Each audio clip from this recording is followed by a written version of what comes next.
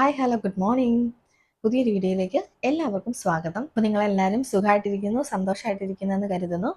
അപ്പോൾ കഴിഞ്ഞ വീഡിയോയിൽ നമ്മൾ കണ്ടത് കെയർ ഗിവർ PR പാത്വേയിൽ നമ്മൾക്ക് എങ്ങനെ കാനഡയിലേക്ക് വരാം എന്നുള്ളതായിരുന്നു. അതിന് വേണ്ട റിക്വയർമെൻറ്റ്സ് എന്തൊക്കെയാണ്, അങ്ങനെയുള്ള കാര്യങ്ങളൊക്കെയാണ് നമ്മൾ കണ്ടത്. അപ്പോൾ ഈ വീഡിയോ ഇട്ടതിന് ശേഷം എനിക്ക് ഒരുപാട് മെയിലുകൾ വന്നു. എങ്ങനെയാണ് ഈ ECA ചെയ്യേണ്ടത് എന്ന് ചോദിച്ചിട്ട്. ചിലർക്കൊക്കെ അറിയായിരിക്കും, പിന്നെ ചിലർ മുൻപ് എന്തെങ്കിലും ഇതുപോലെ ആപ്ലിക്കേഷൻ കൊടുത്തവർ ഏജൻസി വഴി ചെയ്തിട്ടുണ്ടാവാം. ഒന്നും അറിയാത്ത പല ആൾക്കാരും ഉണ്ട് ഇതിനെപ്പറ്റി. അപ്പോൾ അവർക്ക് വേണ്ടിയിട്ടാണ് ഞാൻ ഈ വീഡിയോ ഇടുന്നത് കേട്ടോ. അപ്പോൾ നമ്മൾ പറഞ്ഞു വന്നത് നമ്മുടെ കെയർ ഗിവർ പാത്വേയിൽ നമുക്ക് 3 കാര്യങ്ങളാണ് നമുക്ക് മെയിൻ ആയിട്ട് വേണ്ടത്. ഒന്ന്, നമ്മുടെ എഡ്യൂക്കേഷൻ ക്രെഡൻഷ്യൽ ഇവാലുവേഷൻ ചെയ്യണം. രണ്ടാമത്തെ കാര്യം എന്ന് പറഞ്ഞാൽ നമുക്ക് IELTS എഴുതണം. മൂന്നാമത്തെ കാര്യം എംപ്ലോയറുടെ ഓഫർ ലെറ്റർ കിട്ടണം. ഈ 3 കാര്യങ്ങളാണ് നമുക്ക് വേണ്ടത്. അപ്പോൾ അതിൽ ഈ എംപ്ലോയറുടെ ഓഫർ ലെറ്റർ എന്നുള്ളത് അത് പിന്നത്തെ കാര്യമാണ്. നമുക്കിപ്പോൾ ചെയ്യാൻ പറ്റുന്ന 2 കാര്യം എന്ന് പറഞ്ഞാൽ, ഒന്ന് IELTS ക്ലിയർ ചെയ്യുക. വലിയ സ്കോറൊന്നും വേണ്ട, ഞാൻ പറഞ്ഞായിരുന്നു 4.5 മതി. അതും ഇൻഡിവിജ്വൽ ചെറിയ സ്കോറുകൾ മതി. 4ന് താഴെ 4ഉം 4ന് താഴെയും മതി. ഇപ്പോൾ ഈ ഉള്ള സമയത്ത് അത് ചെയ്യുക. അതേപോലെ തന്നെ പിന്നെ ചെയ്യാൻ പറ്റുന്ന ഒരു കാര്യമാണ് നമ്മുടെ ECA. അപ്പോൾ ഈ ECA എന്താണെന്നാണ് ഇന്ന് വിശദമായിട്ട് ഞാൻ പറയുന്നത്, അത് എങ്ങനെ ചെയ്യാം എന്നുള്ളത്. അപ്പോൾ നിങ്ങൾക്ക് ആവശ്യമുള്ളവർ അത് കേട്ടിരിക്കുക. അതുപോലെ തന്നെ നിങ്ങൾക്ക് താല്പര്യമുണ്ട് അല്ലെങ്കിൽ ചെയ്യണം എന്നുണ്ടെങ്കിൽ നിങ്ങൾക്ക് തന്നെ ചെയ്യാവുന്നതേ ഉള്ളൂ കേട്ടോ. ഈ വീഡിയോയുടെ ഡിസ്ക്രിപ്ഷൻ ബോക്സിൽ ഞാൻ അപ്ലൈ ചെയ്യേണ്ടത് എങ്ങനെയാണെന്നുള്ള ലിങ്ക് കൊടുക്കാം. അപ്പോൾ ആ ലിങ്കിൽ കയറി നിങ്ങൾ അപ്ലൈ ചെയ്യാൻ ശ്രമിക്കുക. ഞാനിത് പറയുന്നത് സാധാരണക്കാരായിട്ടുള്ള ആൾക്കാർക്ക് വേണ്ടിയാണ്. ഇതിനെപ്പറ്റി ഒന്നും അറിയില്ലാത്ത ആൾക്കാരുണ്ട്, അപ്പോൾ അവർക്ക് വേണ്ടിയിട്ടാണ് കേട്ടോ. അപ്പോൾ നിങ്ങൾക്ക് ആവശ്യമുണ്ടെങ്കിൽ മാത്രം കാണുക, ഇല്ലെങ്കിൽ നിങ്ങൾ സ്കിപ്പ് ചെയ്ത് വിടുക. ഇനി നമുക്ക് എന്താണ് ECA എന്ന് നോക്കാം. ECA എന്ന് പറഞ്ഞാൽ അതിൻ്റെ full form educational credential assessment എന്നുള്ളതാണ്. അതായത് ശരിക്കും പറഞ്ഞാൽ ഒരു തുല്യതാ സർട്ടിഫിക്കറ്റ്. അതായത് നമ്മുടെ നാട്ടിലെ എഡ്യൂക്കേഷനും ഇവിടുത്തെ എഡ്യൂക്കേഷനുമായിട്ട് കമ്പയർ ചെയ്തിട്ട് അത് ഈക്വലൻ്റ് ആണോ എന്നുള്ളത് നോക്കി അവർ നമുക്കൊരു സർട്ടിഫിക്കറ്റ് തരുന്നു. ഈ ഒരു റിപ്പോർട്ടിനാണ് നമ്മൾ എഡ്യൂക്കേഷണൽ ക്രെഡൻഷ്യൽ അസസ്മെൻറ്റ് എന്ന് പറയുന്നത്. അപ്പോൾ ഈ ECA റിപ്പോർട്ട് എന്ന് പറയുന്നത് നമുക്ക് ശരിക്കും പറഞ്ഞാൽ പല കാര്യങ്ങൾക്ക് യൂസ് ചെയ്യാം. ഒന്നാമത്തെ കാര്യം എന്ന് പറഞ്ഞാൽ ഇമിഗ്രേഷൻ പർപ്പസിന്. അതായത് നമ്മൾ ഒരു രാജ്യത്തു നിന്ന് മറ്റൊരു രാജ്യത്തേക്ക് കുടിയേറി പറക്കുമ്പോൾ, അതായത് മൈഗ്രേറ്റ് ചെയ്യുമ്പോൾ നമുക്കത് നമ്മളുടെ പ്രോസസ്സിങ്ങിൻ്റെ കാര്യങ്ങൾക്ക് വേണ്ടിയിട്ട് നമുക്കത് യൂസ് ചെയ്യാം.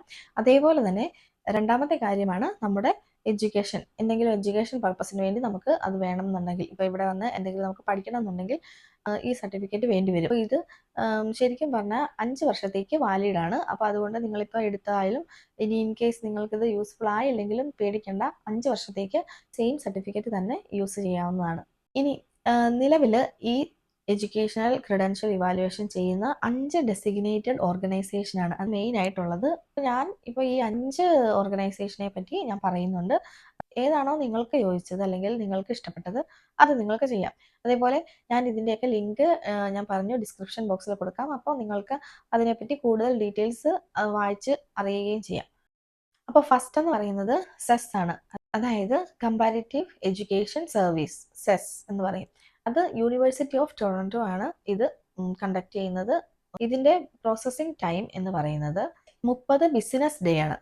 30 ഡേയ്സ് അല്ല, 30 ബിസിനസ് ഡേയ്സ് ആണ്. അതായത് വീക്ക് ഡേയ്സ് മാത്രമേ കാൽക്കുലേറ്റ് ചെയ്യുള്ളൂ. ശരിക്കും 5 വർക്കിംഗ് ഡേയ്സ് ആണ് ഒരു വീക്കിലുള്ളത്. അപ്പോൾ ഇത് ഏകദേശം ഒരു 6 അല്ലെങ്കിൽ 8 ആഴ്ച തൊട്ട് ഒരു 14 ആഴ്ച വരെ എടുക്കും ഇതിൻ്റെ പ്രോസസ്സിംഗ് ടൈം എന്ന് പറയുന്നത്. അതുപോലെ തന്നെ ഇതിൻ്റെ ഫീസ് എന്ന് പറയുന്നത് $200-നും $300-നും ഇടയ്ക്ക് ആയിരിക്കും. $200 എന്ന് പറഞ്ഞാൽ നമ്മുടെ ഇന്ത്യൻ റുപ്പിയിൽ പറഞ്ഞാൽ ഏകദേശം ഒരു 12,000 രൂപ വരും. അതേപോലെ പിന്നെ പ്ലസ് അതിൻ്റെ കൂട്ടത്തിൽ നമ്മളുടെ ഡോക്യുമെൻറ്റ്സ് ഒക്കെ മെയിൽ ചെയ്യാനായിട്ട് വേണ്ട എമൗണ്ട്. അപ്പോൾ അതെല്ലാം കൂടെ കൂട്ടി വരുമ്പോൾ ഏകദേശം ഒരു $300 അടുത്താകും. അപ്പം അതിൻ്റെ എമൗണ്ട് നോക്കിയാൽ ഒരു 18,000-20,000 രൂപയ്ക്ക് ഉള്ളിലായിരിക്കും ഇതിൻ്റെ ചിലവെന്ന് പറയുന്നത്. ഇനി നിങ്ങൾക്ക് ഇതേപോലെ തന്നെ വെസ് ചെയ്യാം. വെസ് എന്ന് പറഞ്ഞാൽ വേൾഡ് എഡ്യൂക്കേഷൻ സർവീസ്. സെസ് പോലെ തന്നെയാണ് വെസ്സും. കൂടുതലും ആൾക്കാർ വെസ്സാണ് ചെയ്യാറ്. പക്ഷേ നിലവിലെ വെസ്സിൻ്റെ പ്രോസസ്സിംഗ് ടൈം കുറച്ച് കൂടുതലാണെന്നാണ് ഞാൻ കേട്ടത്. ഇനി ഇതിൻ്റെ പ്രോസസ്സിംഗ് ടൈം എന്ന് പറയുന്നത് 35 ബിസിനസ് ഡേയ്സ് ആണ് ഇവർ പറയുന്നത്. അതായത് 6 ആഴ്ച തുടങ്ങി ഒരു 8-10 ആഴ്ച വരെ എടുക്കാം. അടുത്ത ഒരു ഡെസിഗ്നേറ്റഡ് ഓർഗനൈസേഷനാണ് ഇന്റർനാഷണൽ ക്രെഡൻഷ്യൽ അസസ്മെന്റ് സർവീസ്, അതായത് ICAS എന്ന് പറയും. ICASന്റെ പ്രോസസ്സിംഗ് ടൈം എന്ന് പറയുന്നത് 20 ആഴ്ചയാണ് അവർ പറയുന്നത്. അപ്പോൾ ഒത്തിരി സ്ലോ ആണ്.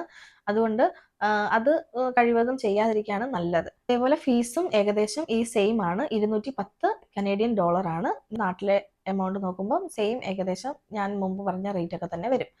ഒരു 10-12,000 രൂപ. ഏത് ഓർഗനൈസേഷൻ നോക്കിയാലും ഏകദേശം ഒരു 20,000 രൂപയ്ക്ക് താഴെ ആയിരിക്കും അതിന്റെ റേറ്റ് എന്ന് പറയുന്നത്. ഇനിയുള്ളത് IQAS ആണ്, അതായത് international qualification assessment service. Alberta province നടത്തുന്ന ഒരു ECA ഓർഗനൈസേഷൻ ആണ് ഈ IQAS എന്ന് പറയുന്നത്. ഇതിന്റെ എല്ലാം വാലിഡിറ്റി 5 വർഷത്തേക്കാണ് കേട്ടോ. ഒരു വട്ടം ചെയ്താൽ നിങ്ങൾക്ക് 5 വർഷത്തേക്ക് ഇത് യൂസ്ഫുൾ ആയിരിക്കും. പ്രോസസ്സിംഗ് ടൈം 15 വീക്സ് ആണ് അവർ പറയുന്നത്, അതായത് 15 ആഴ്ചയാണ് ഇവര് പറയുന്നത്. അതുപോലെ തന്നെ അതിന്റെ ചെലവെന്ന് പറയുന്നത് 220 CAD ആണ്, അതായത് ഏകദേശം ഒരു 13,000 രൂപയ്ക്കടുത്ത്. ഈ ECA ചെയ്യുന്ന അടുത്തൊരു ഏജൻസിയാണ് international credential evaluation service of British Columbia institute of technology. ഇവരുടെ പ്രോസസ്സിംഗ് ടൈം എന്ന് പറയുന്നത് 4 തൊട്ട് 7 ആഴ്ച വരെയാണ് അവർ പറയുന്നത്. അതേപോലെ തന്നെ കോസ്റ്റ് എന്ന് പറയുന്നത് $230 ആണ് അവർ പറയുന്നത്. ഇനി നിങ്ങളിത് ചെയ്യുമ്പോൾ ശ്രദ്ധിക്കേണ്ട 2-3 കാര്യങ്ങൾ പറയാം. ഒന്നാമത്തെ കാര്യം, നിങ്ങൾ ഇതിൽ സർട്ടിഫിക്കറ്റ്, നമ്മളുടെ സർട്ടിഫിക്കറ്റിന്റെ ഡീറ്റെയിൽസ് കൊടുക്കണം. അപ്പോൾ അത് നമ്മളുടെ ഹയസ്റ്റ് സർട്ടിഫിക്കേഷൻ ഏതാണോ അല്ലെങ്കിൽ എഡ്യൂക്കേഷൻ ഏതാണോ അത് വേണം നമ്മൾ കൊടുക്കാൻ. അതായത് ഇപ്പം MSc പഠിച്ച ആളാണെങ്കിൽ ക്രെഡൻഷ്യൽ ഇവാലുവേഷൻ ചെയ്യേണ്ടത് MScയുടെ സർട്ടിഫിക്കറ്റ് ആയിരിക്കണം. അതേപോലെ പിന്നെ ഇമ്പോർട്ടൻ്റ് ആയിട്ട് നിങ്ങൾ ഓർത്തിരിക്കേണ്ട പ്രധാനപ്പെട്ട ഒരു കാര്യം എന്ന് പറഞ്ഞാൽ, ECA എടുക്കുന്നത് എന്തിനാണ്, അതിന്റെ പർപ്പസ് ചോദിക്കുമ്പോൾ നിങ്ങൾ കാനഡയുടെ PR-ന് അപ്ലൈ ചെയ്യാൻ വേണ്ടിയാണ് നിങ്ങളിത് ECA എടുക്കുന്നതെന്നുണ്ടെങ്കിൽ നിങ്ങൾ തീർച്ചയായിട്ടും ഇമിഗ്രേഷൻ എന്നുള്ള ഓപ്ഷൻ വേണം ചൂസ് ചെയ്യാൻ. അല്ല എങ്കിലാണ് ഒരുപാട് ആൾക്കാർ ഇതിന്റെ പ്രോസസ്സിങ് ഒത്തിരി ഡിലേ ആയി പോയി അല്ലെങ്കിൽ വീണ്ടും ചെയ്യേണ്ടി വന്നു എന്നൊക്കെ പറയുന്നത്. അവർ പറയുന്ന എന്തൊക്കെയാണോ അതിന്റെ റിക്വയർമെന്റ്സ് അതേപോലെ ഫോളോ ചെയ്ത് കഴിഞ്ഞു കഴിഞ്ഞാൽ ഒരു കുഴപ്പമില്ല, എല്ലാം ഭംഗിയായിട്ട് നിങ്ങൾക്ക് പെട്ടെന്ന് റെഡിയാക്കാം. ഇനി ഇതിന്റെ സ്റ്റെപ്സ് പറയാം, എന്തൊക്കെയാണ് നിങ്ങൾ ചെയ്യേണ്ടതെന്നുള്ളത്.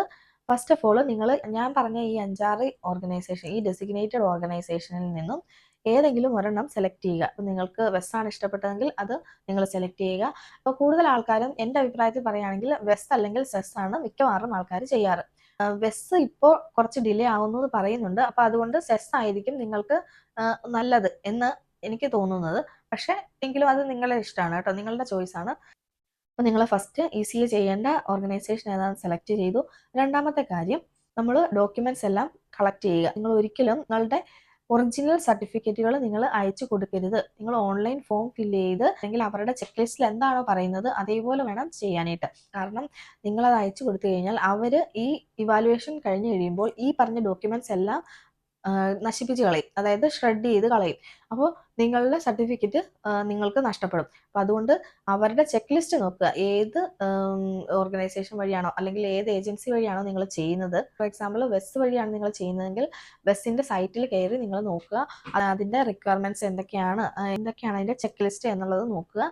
എന്നിട്ട് അതനുസരിച്ച് വേണം നിങ്ങൾ ഈ ഡോക്യുമെന്റ്സ് എല്ലാം കളക്ട് ചെയ്ത് വിടാൻ. നിങ്ങൾ ചെയ്യേണ്ടത് ഓൺലൈനായിട്ട്, നിങ്ങളിപ്പം ഈ വെസ് ആണ് ചെയ്യുന്നതെങ്കിൽ വെസ്സിന്റെ വെബ്സൈറ്റിൽ അക്കൗണ്ട് ക്രിയേറ്റ് ചെയ്യുക. അല്ല സെസ് ആണ് ചെയ്യുന്നതെങ്കിൽ അവരുടെ സൈറ്റിൽ കയറി അക്കൗണ്ട് ഓപ്പൺ ചെയ്യുക.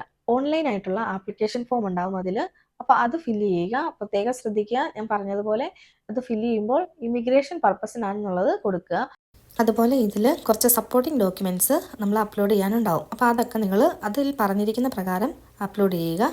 ഓരോ ഏജൻസിക്കും ഓരോ റൂളായിരിക്കും കേട്ടോ. അതുപോലെ തന്നെ സപ്പോർട്ടിംഗ് ഡോക്യുമെന്റ്സ് ആയാലും അതിൻ്റെ ഡയമെൻഷനും കാര്യങ്ങളും, അതുപോലെ എന്തൊക്കെയാണ് അവർ ആക്സെപ്റ്റ് ചെയ്യുന്നത്, ഏതൊക്കെ ഡോക്യുമെന്റ്സ് അവർ ആക്സെപ്റ്റ് ചെയ്യും, ഇതെല്ലാം അവർ കൊടുത്തിട്ടുണ്ട്. അപ്പോൾ അതനുസരിച്ച് വേണം നമ്മളത് അപ്ലോഡ് ചെയ്യാൻ. ഇനി ഇവർ പറഞ്ഞിരിക്കുന്ന ഒഫീഷ്യൽ ആയിട്ടുള്ള അക്കാഡമിക് റെക്കോർഡ്സ് ഒരിക്കലും നമ്മൾ തന്നെ അയക്കരുത്. നമ്മൾ എവിടേക്കാണോ അയക്കുന്നത്, അതായത് ഇപ്പോൾ സെസ് ആണ് നിങ്ങൾ ചെയ്യുന്നതെങ്കിൽ യൂണിവേഴ്സിറ്റി ഓഫ് ടൊറൻറ്റോയിലേക്ക് അവർ കൊടുത്തിരിക്കുന്ന അഡ്രസ്സിൽ നിങ്ങളുടെ കോളേജിൽ നിന്നും കോളേജുകാർ തന്നെ നേരിട്ട് ഈ യൂണിവേഴ്സിറ്റി ഓഫ് ടൊറൻറ്റോയിലേക്ക് അയക്കാൻ പറയുക. ഇതിന് നിങ്ങൾക്ക് കോളേജിൽ പേ ചെയ്യേണ്ടതായിട്ട് വരും. അതേപോലെ തന്നെ കൊറിയർ അയക്കുന്ന ചാർജും നിങ്ങൾക്ക് ആകും. പിന്നെ ചില ഓർഗനൈസേഷൻ, അതായത് സെസ് പോലെയുള്ള ഓർഗനൈസേഷന് കൺട്രി സ്പെസിഫിക് ആയിട്ട് അവർക്ക് ഡ്രോപ്പ് ഡൗൺ ലിസ്റ്റ് ഉണ്ട്. ആ ഡ്രോപ്പ് ഡൗൺ ലിസ്റ്റിൽ നമുക്ക് സെലക്ട് ചെയ്യാം നമ്മൾ ഏത് കൺട്രിയിൽ നിന്നാണ്. ആ കൺട്രി സെലക്ട് ചെയ്യുമ്പോൾ അതിൽ നമുക്ക് ഓപ്ഷൻസ് വരും, നമ്മൾ എന്തൊക്കെ ഡോക്യുമെൻറ്റ്സ് ആണ് സബ്മിറ്റ് ചെയ്യേണ്ടത് എന്നുള്ളത്. അപ്പോൾ അത് നോക്കിയിട്ട് മാത്രം നിങ്ങൾ സബ്മിറ്റ് ചെയ്യുക. ഈ സെസ്സിൽ നമ്മൾ അക്കൗണ്ട് ക്രിയേറ്റ് ചെയ്ത് ഓൺലൈൻ ആപ്ലിക്കേഷൻ ഫില്ല് ചെയ്ത് കഴിയുമ്പോൾ നമുക്കൊരു നമ്പർ കിട്ടും. ആ നമ്പർ നിങ്ങളുടെ കോളേജിൽ നിന്നും ഈ ഡോക്യുമെൻറ്റ്സ് ഒക്കെ ഇവിടേക്ക് സെൻഡ് ചെയ്യുമ്പോൾ ആ നമ്പർ നിങ്ങൾ അതിൽ ഇൻക്ലൂഡ് ചെയ്യാൻ ശ്രമിക്കുക. കാരണം അത് വെച്ചിട്ടാണ് നമ്മളുടെ ആപ്ലിക്കേഷൻ ഫുള്ള് പോകുന്നത്. ഇനി നിങ്ങൾ ചെയ്യേണ്ടത്, നിങ്ങൾ ആപ്ലിക്കേഷൻ ഫീ അടയ്ക്കുക. ഇപ്പോൾ പറഞ്ഞ ഒരു 5-6 ഏജൻസികളിൽ ഏതായാലും ഏകദേശം ഒരു 200-നും 250-നും ഇടയ്ക്കാണ് വരുന്നത്. അപ്പോൾ ആ പേയ്മെന്റ് നിങ്ങൾ അടയ്ക്കുക. ഇനി നിങ്ങൾ നിങ്ങളുടെ ഡോക്യുമെന്റ്സ് സബ്മിറ്റ് ചെയ്യുക, അല്ലെങ്കിൽ ഡിജിറ്റൽ കോപ്പി അതിൽ അപ്ലോഡ് ചെയ്യുക. അതിനുശേഷം നിങ്ങൾ എത്ര നാളാണോ അവർ വെയിറ്റ് ടൈം പറഞ്ഞിരിക്കുന്നത് അത്രയും നാൾ വെയിറ്റ് ചെയ്യുക. ഇൻ കേസ് നിങ്ങൾക്ക് അത് കഴിഞ്ഞിട്ടും റിപ്ലൈ ഒന്നും ഇല്ല എന്നുണ്ടെങ്കിൽ അവർ പറഞ്ഞിരിക്കുന്ന കോൺടാക്ട് നമ്പർ അല്ലെങ്കിൽ ഇമെയിൽ ID-യിൽ നിങ്ങൾ കോൺടാക്ട് ചെയ്യാൻ ശ്രമിക്കുക. ഇടയ്ക്കിടയ്ക്ക് അവരുടെ സൈറ്റിൽ കയറി പ്രോസസ്സിംഗ് ടൈം ഒന്ന് അപ്ഡേറ്റ് ചെയ്ത് നോക്കുക, എത്രയാണ് പുതിയ പ്രോസസ്സിംഗ് ടൈം എന്നുള്ളത്. അപ്പോൾ അവരുടെ ബാക്ക്ലോഗ് വരുന്നതിനനുസരിച്ച് അവരത് അപ്ഡേറ്റ് ചെയ്യും. മിക്കവാറും തന്നെ ആഴ്ചകൾ തൊട്ട് മാസങ്ങൾ വരെ എടുക്കാറുണ്ട് കേട്ടോ. അപ്പോൾ നിലവിൽ ഇത്രയൊക്കെയാണ് ECA എന്ന് പറയുന്നത്. ഇതൊരു ചെറിയ വീഡിയോ ആണ് കേട്ടോ, അറിയില്ലാത്ത ആൾക്കാർക്ക് വേണ്ടിയിട്ട്. അപ്പോൾ ഞാൻ ഇതിൻ്റെ ലിങ്ക് ഒക്കെ ഡിസ്ക്രിപ്ഷൻ ബോക്സിൽ കൊടുക്കാം. അതേപോലെ തന്നെ ചെക്ക് ലിസ്റ്റിൻ്റെ ലിങ്ക് ഉണ്ടെങ്കിൽ അതും ഞാൻ ഡിസ്ക്രിപ്ഷൻ ബോക്സിൽ കൊടുക്കാം. നിങ്ങൾക്ക് കയറി നോക്കാവുന്നതാണ്. എന്തൊക്കെയാണ് വേണ്ടത്, എങ്ങനെയാണ് വേണ്ടതെന്ന് അവരതിൽ മെൻഷൻ ചെയ്തിട്ടുണ്ടാവും. അത് കറക്റ്റായിട്ട് ഫോളോ ചെയ്യുക. അപ്പോൾ എല്ലാവർക്കും ഇഷ്ടമായെന്ന് വിചാരിക്കുന്നു. അപ്പോൾ നിങ്ങൾ ഇഷ്ടമായെങ്കിൽ, അതുപോലെ തന്നെ നിങ്ങൾക്ക് ഉപകാരപ്പെട്ടു എന്നുണ്ടെങ്കിൽ നിങ്ങൾ ലൈക്ക് ചെയ്യുക, കമൻറ്റ് ചെയ്യുക. അതേപോലെ നിങ്ങൾക്ക് ഉപകാരപ്പെട്ടെങ്കിൽ മാത്രം നിങ്ങൾ സബ്സ്ക്രൈബ് ചെയ്യുക.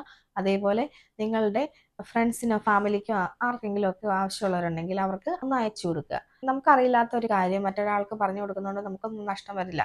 അപ്പോൾ അത് നമുക്ക് എപ്പോഴും നല്ലത് മാത്രമേ വരത്തുള്ളൂ. അപ്പോൾ ഞാൻ കഴിഞ്ഞ വീഡിയോയിൽ പറഞ്ഞിരുന്നു, ഇവിടെ നമ്മളുടെ വിൻ്ററൊക്കെ മാറി സമ്മർ ആയിട്ടുണ്ട്. അപ്പം താമസിയാതെ തന്നെ ഞാൻ എൻ്റെ ഗാർഡനിങ് ഒക്കെ സ്റ്റാർട്ട് ചെയ്യും. അപ്പോൾ ഞാൻ അതിൻ്റെ വീഡിയോസും ഒക്കെ ഉൾപ്പെടുത്താൻ ശ്രമിക്കാം. ഇനി ഒരു വീഡിയോയുമായിട്ട് വരുന്നത് വരെ താങ്ക്സ് ഫോർ വാച്ചിങ്.